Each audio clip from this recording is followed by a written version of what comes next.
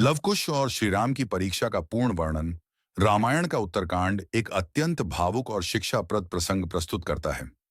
लवकुश और श्रीराम की परीक्षा ये केवल एक युद्ध या पहचान का प्रसंग नहीं, बल्कि धर्म, मर्यादा, कर्तव्य और पिता पुत्र के भावनात्मक संबंधों की गहरी परीक्षा है।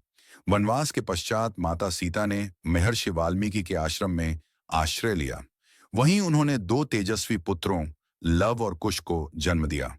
वाल्मीकि जी ने उन्हें वेदों, शस्त्र शास्त्र और राम कथा का गहन ज्ञान दिया। समय आने पर श्री राम ने अपने यश और धर्म की कीर्ति को जन जन तक पहुंचाने के लिए अश्वमेध यज्ञ का आयोजन किया। यज्ञ का अश्व जहां जहां जाता, वहां के राजा उसकी अधीनता स्वीकार करते। किंतु जब वही अश्व वाल्मीकि आश्रम के समीप पहुंचा, तब लवकुश ने उसे रोक लिया। अयोध्या की सेना जब अश्व को मुक्त कराने आई, तो बालक लवकुश से उसका सामना हुआ। आश्चर्य की बात यह थी कि बाल अवस्था में होते हुए भी उन्होंने महावीर योद्धाओं को पराजित कर दिया। लक्ष्मण, भरत, शत्रुघ्न और यहां तक कि हनुमान जी भी उनके शौर्य से विस्मित रह गए। अंततः स्वयं श्री राम रणभूमि में आए। यहाँ सबसे बड़ी परीक्षा प्रारंभ होती है। श्री राम अपने ही पुत्रों से युद्ध कर रहे थे, किंतु उन्हें यह ध्यात नहीं था कि वे उनके ही रक्त से जन्मे हैं। दूसरी ओर लवकुश भी यह नहीं जानते थे कि सामने खड़े योद्धा उनके पिता हैं। दोनों पक्ष मर्यादा और कर्तव्य से बंधे थे। राजा के रूप में श्री राम और क्षत्रिय धर्म का पालन करते हुए लवकुश।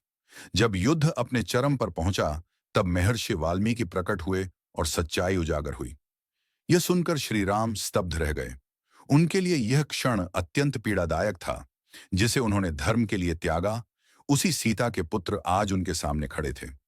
लवकुश ने श्री राम के चरणों में प्रणाम किया और श्री राम की आंखों में पहली बार पिता का आंचल छलक उठा।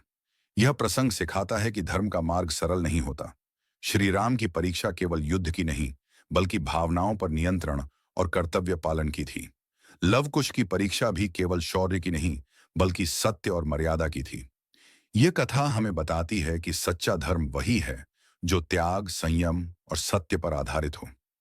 आप चैनल को फॉलो और सब्सक्राइब, लाइक और कमेंट्स में जय श्री राम लिखना ना भूलें, क्योंकि आपका सपोर्ट ही हमें प्रेरणा देता है।